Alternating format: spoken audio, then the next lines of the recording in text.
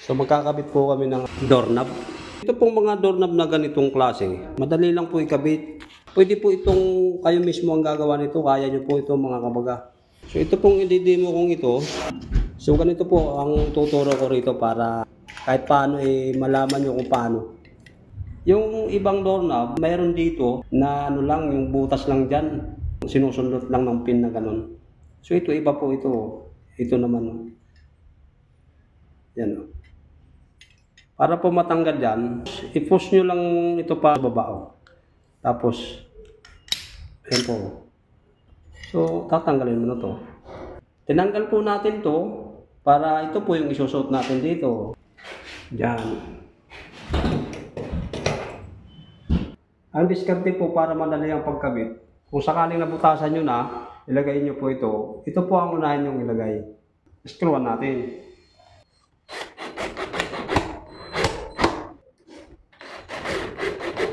Naikabit na ito. Isunod nyo na po pinaka-doorknob niya. Diyan nyo po patatamain ito dito sa latch na to. So isusuot natin ang ganyan yan. Hindi po siya abot.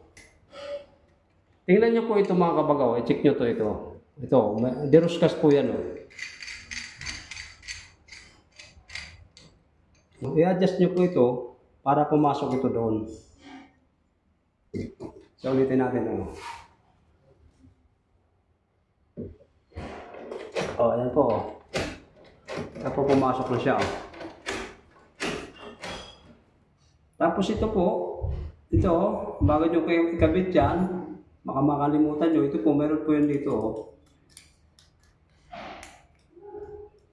Kung mapapansin nyo po mga kabaga, itong butas na yan, dalawa, konektado po yan dito. Ayan, butas na yan. Dito, para po sa screw natin. Yan o.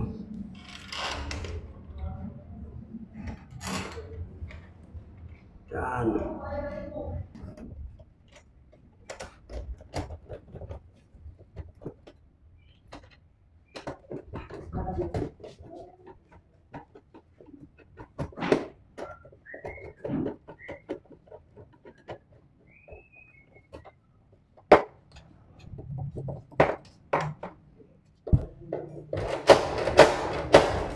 So kapag nakaganyan na siya, saka po natin ilagay ito. Dito. Yan. Tapos ito naman, tulad itong sinasabi kong ito, ayan o. Yan o. So isusot na po natin yan dyan. Ito po. So yan po i-didi natin dyan. O yan po. Okay na po siya. Ganun lang po kadali yung pagkabit ng doorknob nito. So ilalagay na po natin itong striker plate na ito. Ito po. Dito naman niya sa mayamba.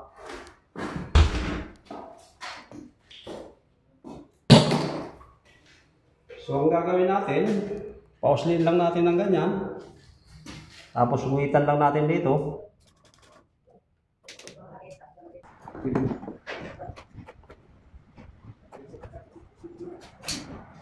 Lagyan natin ba?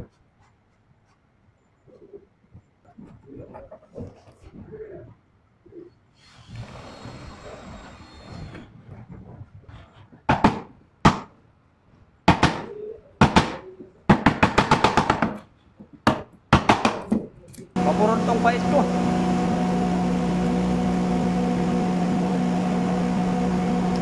Okay.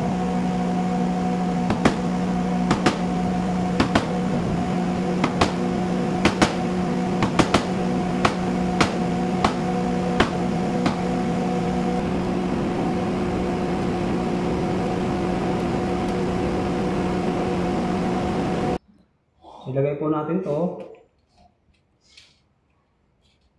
Striker plate. Yan.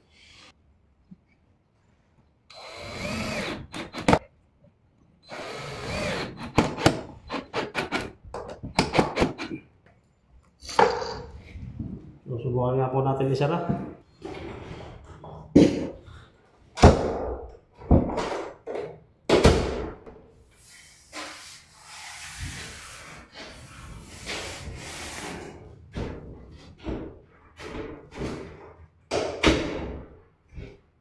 Okay na po.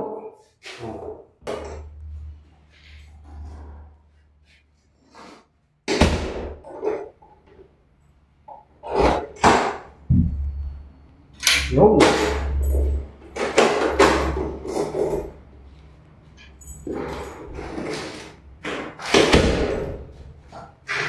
Ganyan po mga kabaga, pagka nagkabit kayo na basta sundan nyo lang yung ginawa ko, hindi kakabit nyo po yan mag-isa. So, ganun na po mga kabaga, kung nagustuhan nyo po, pakilike na lang po. Tapos pa-share naman, pakipalo na rin yung page ko. So, marami pong salamat.